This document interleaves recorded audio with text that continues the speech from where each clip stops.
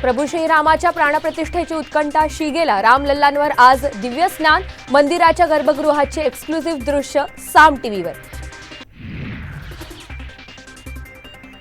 अयोध्येला कार सेवेला गेल्याचा देवेंद्र फडणवीस यांनी दिला पुरावा. रेल्वे स्टेशनवरचा फोटो केला ट्विट.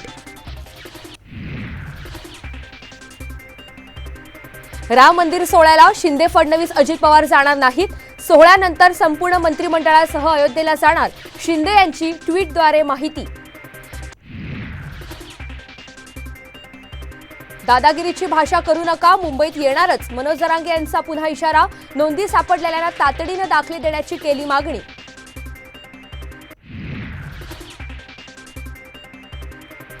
जरांगेंनी आंदोलन थांबवलं पाहिजे. आंदोलनाचा जनतेला त्रास होईल. मुख्यमंत्री एकनाथ शिंदे यांचं आवाहन. मराठा आरक्षणावर सरकार सकारात्मक असल्याचंही केलं वक्तव्य.